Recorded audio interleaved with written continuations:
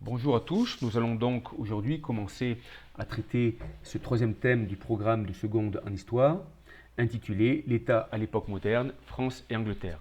Il s'agit donc d'une comparaison entre l'évolution du pouvoir et des structures de pouvoir au sein de la France et de l'Angleterre à l'époque moderne, c'est-à-dire à cette époque qui fait la transition entre le Moyen Âge et l'époque de la Révolution française. Donc, dans une première partie, nous traiterons de l'affirmation de l'État dans le Royaume de France. Alors, en introduction, nous allons commencer par voir ce tableau. Tout le monde le connaît, hein, vous l'avez sûrement déjà vu en quatrième. Il représente bien sûr la monarchie absolue dans sa quintessence, avec donc ce portrait de Louis XIV en costume de sacre, pour lequel on voit donc tous les attributs de la puissance. Bien sûr, il y a la fleur de lys qui symbolise la monarchie française, mais également donc il y a ici le pouvoir militaire que possède le roi, symbolisé à travers son épée, son pouvoir d'origine divine, ici à travers la couronne. On voit également ici la main de justice qui symbolise le pouvoir judiciaire et enfin le pouvoir de commandement, le pouvoir politique, le pouvoir de mener le peuple qui est représenté ici par le sceptre.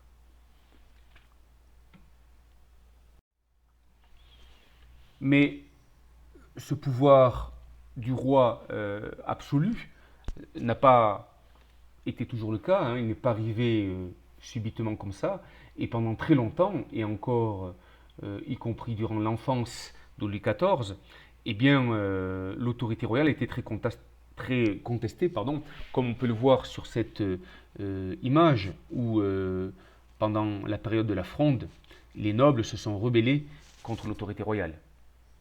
Donc, ceci nous amène à nous poser la question, comment l'État, sous la forme du pouvoir royal, a-t-il réussi à s'affirmer en France au XVIe et XVIIe siècle? Alors ce cours sera organisé en trois parties. Dans une première partie, qui est donc l'objet de cette première vidéo, nous verrons que l'État français s'affirme d'abord avec l'extension du territoire soumis à l'autorité royale, donc par la guerre en particulier. Nous verrons ensuite que parallèlement à cet agrandissement du territoire et du pouvoir royal par la guerre, se développe l'administration de l'État et la collecte de l'impôt, qui bien sûr lui-même finance la guerre.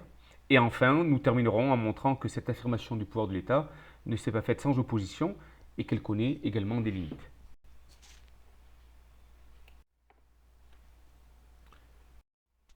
Alors, dans Grand A, le rôle de la guerre dans le renforcement du pouvoir royal.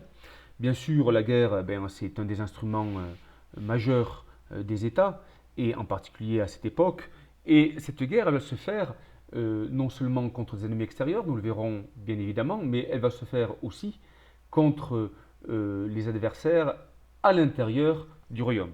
Il est d'abord très important de rappeler, comme le montre cette carte, qu'il y a une différence importante jusqu'à la fin du XVe siècle entre le royaume de France et le domaine royal. Vous avez ici sur cette carte, avec le trait rouge, les limites du royaume de France. Et en bleu clair, vous avez ici les territoires qui relèvent du domaine royal. Ce n'est pas tout à fait la même chose. Vous voyez que ça ne correspond pas tout à fait encore. Pourquoi? Parce que le domaine royal, ce sont les territoires sur lesquels le pouvoir du roi s'exerce directement. Par contre, dans le cadre du royaume, des frontières du royaume, il existe d'autres grandes seigneuries, d'autres grands territoires qui appartiennent aux seigneurs, comme ici par exemple le duché de Bretagne, le duché de Bourgogne, le comté de Nevers, etc., le duché de Bourbon, nous y reviendrons tout à l'heure, qui appartiennent donc à des grands seigneurs, qui sont les vassaux du roi, mais qui sont maîtres chez eux. C'est-à-dire le roi est leur souverain, hein, leur suzerain d'abord, et le souverain, pourquoi? Parce qu'il tient son pouvoir de Dieu, hein, c'est le seul dont la couronne symbolise le pouvoir qui vient de Dieu, mais le roi n'a pas de pouvoir direct sur ses territoires.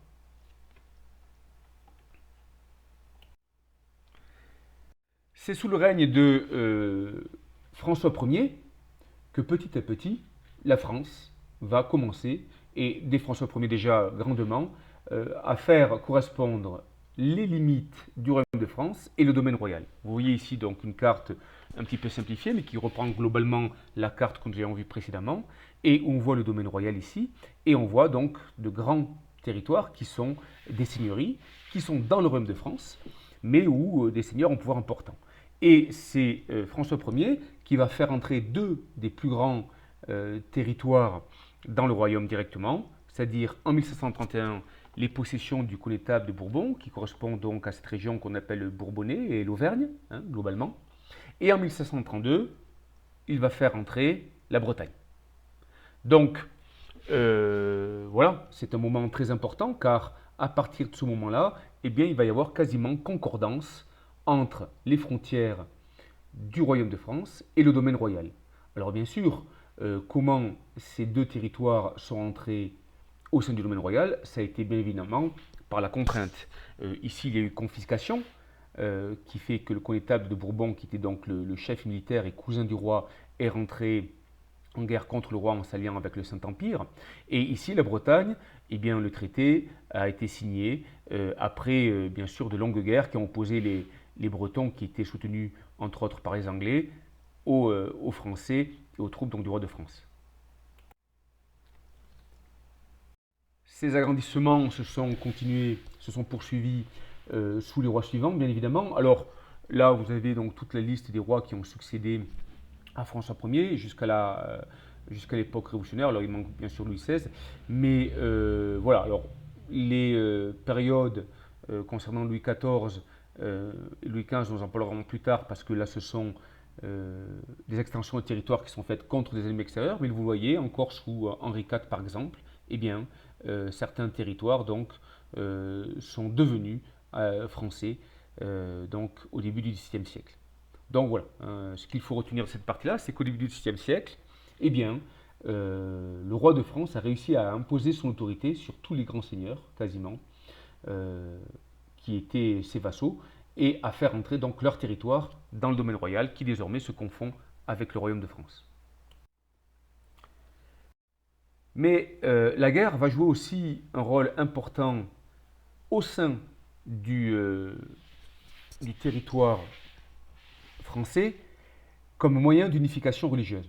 Si vous vous souvenez du cours précédent, il y a eu de nombreuses guerres de religion qui ont eu lieu en France au XVIe siècle, 8, entre 1562 et 1598. Et au cours de ces guerres, donc, bien, il y a eu bien sûr le chaos dans toute la France, et les rois, en particulier Charles IX, Henri III, ont eu beaucoup de mal, énormément de mal, à faire respecter leur autorité. Un des épisodes les plus tristement connus de cette période, c'est bien sûr le massacre des protestants lors de la Saint-Barthélemy en août 1572. Donc vous avez ici un tableau, alors c'est un tableau qui était peint par un peintre protestant, donc il accentue bien sûr la violence des catholiques, et il met ici en scène par exemple Catherine de Médicis en train de regarder des cadavres, alors qu'elle n'a pas été vraiment la commanditaire de ce massacre. Au contraire même, elle aurait voulu la concorde et éviter la guerre entre protestants et catholiques, mais il y avait les catholiques les plus extrémistes qui redoutaient complètement le fait que les protestants prennent le pouvoir. Ce massacre de la Saint-Barthélemy a eu lieu à l'occasion des noces de la fille de Marie de Médicis, qui était donc la sœur du roi Charles IX, avec Henri de Navarre, qui sera le futur Henri IV, mais qui était jusqu'alors un prince protestant, et les catholiques les plus extrémistes n'acceptaient pas cela, et ceci a déclenché donc ce massacre. Donc ces guerres de religion ont affecté la France pendant très longtemps, pendant plus de 30 ans, et elles ne prendront fin que en 1598, avec la signature de l'édit de Nantes par Henri IV, qui est devenu roi à partir de 1589, en acceptant de se convertir au catholicisme, mais qui va donc mettre fin à tous les troubles religieux, en accordant aux protestants à la fois la liberté de culte, et puis pour se protéger, vu qu'ils sont soumis à la pression des catholiques intransigeants qui ne supportent pas de voir des hérétiques sur le territoire français. Ils vont également bénéficier, vous le voyez sur cette carte, de places de sûreté, c'est-à-dire de villes ou de villages fortifiés qui ont le droit de se défendre contre toute attaque. Hélas, Henri IV est assassiné par un catholique extrémiste, donc le catholique Ravaillac, le 14 mai 1610. Et donc lui succède Louis XIII, qui va reprendre, influencé par le cardinal de Richelieu, la persécution contre les protestants. Alors persécution, c'est à relativiser, en tout cas, il voit dans ces places fortes un contre-pouvoir à son autorité qu'il ne supporte pas, et il va donc continuer à leur permettre la tolérance de culte, mais par contre, il va leur enlever par la force, vous le voyez ici, leur place forte, dont la principale qui était la place forte de La Rochelle, par laquelle les protestants étaient aidés par les Anglais. Donc on voit ici le cardinal de Richelieu sur cette peinture qui a été faite au XIXe siècle, donc qui n'est pas du tout une peinture d'époque, comme la précédente d'ailleurs, mais qui symbolise donc l'alliance de la religion catholique et du pouvoir militaire, donc à travers la figure de Richelieu qui porte à la fois l'armure et bien sûr ses habits ecclésiastiques.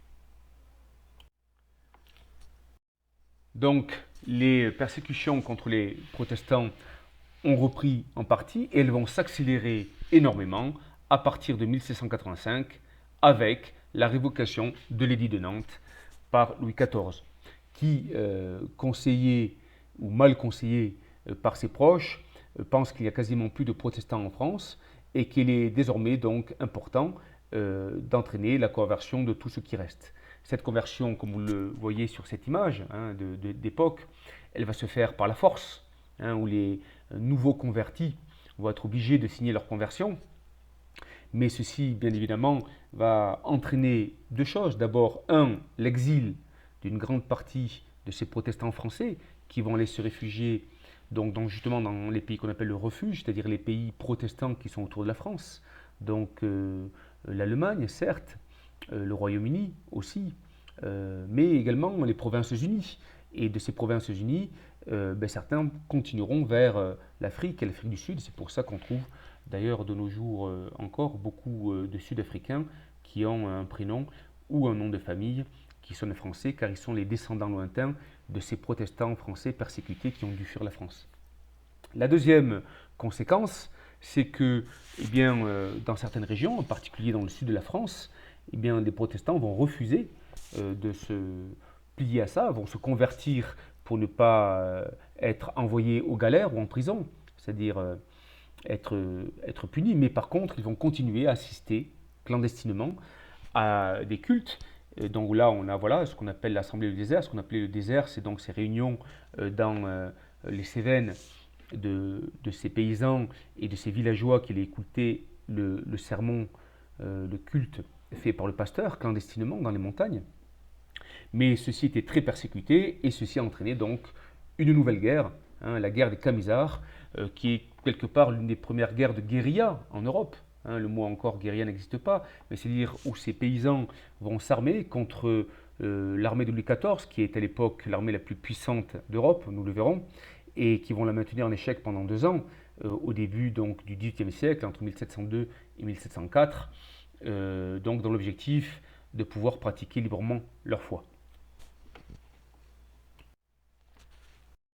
Enfin, nous terminerons cette première partie en évoquant la guerre contre les puissances européennes.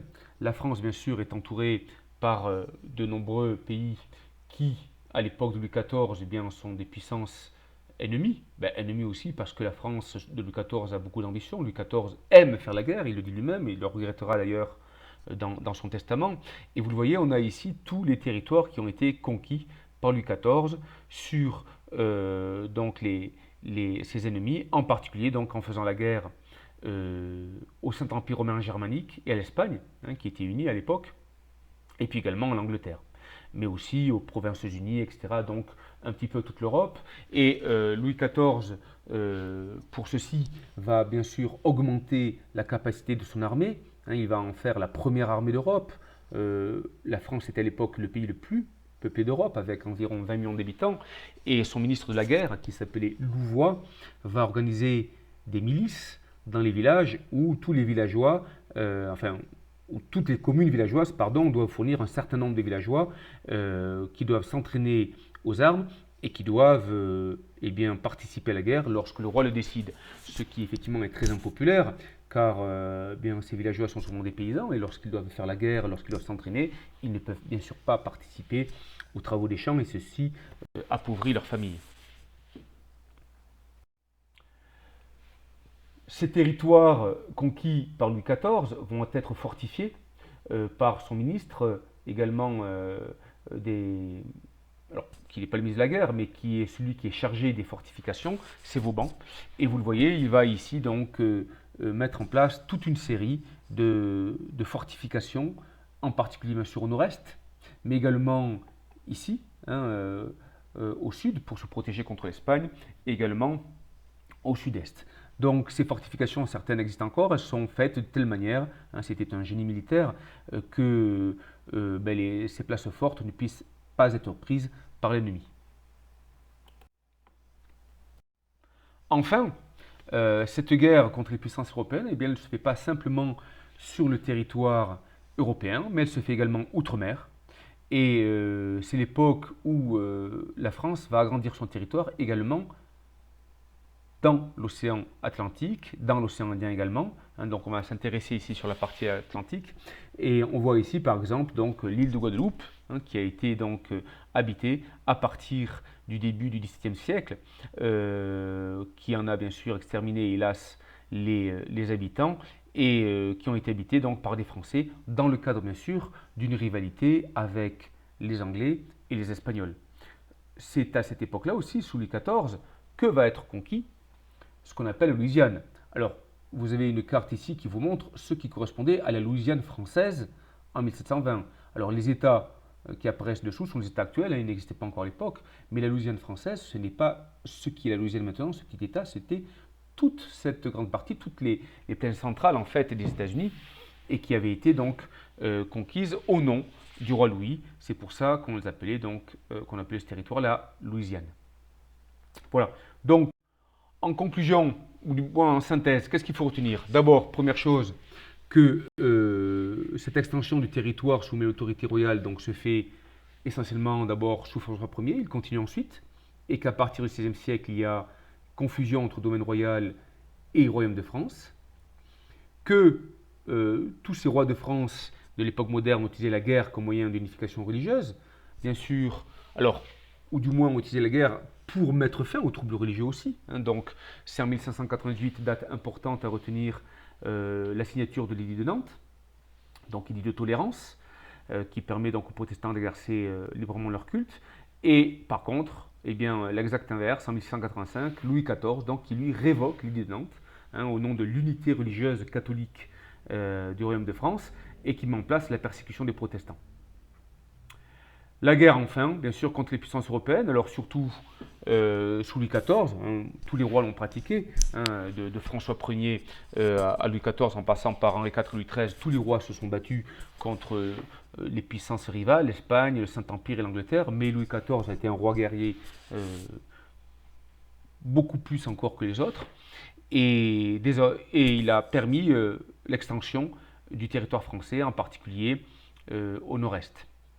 Également, donc, c'est à cette époque que le royaume de France se développe outre-mer avec donc la conquête de la Guadeloupe, de la Martinique, de la Guyane et éphémèrement bien sûr parce que elle sera vendue par Napoléon Bonaparte aux Américains, la Louisiane. Donc, en conclusion partielle, et pour faire la transition avec la partie suivante, on peut dire que la guerre a donc joué un rôle essentiel dans le renforcement du pouvoir royal et de son autorité sur un territoire de plus en plus étendu. Mais nous le verrons, parallèlement, va se développer une administration royale de plus en plus centralisée et efficace, qui permettra donc au roi de contrôler les différentes provinces du royaume, en particulier à travers la levée des impôts, qui elle-même, cette levée des impôts a financer bien sûr les guerres que nous venons d'évoquer. Merci.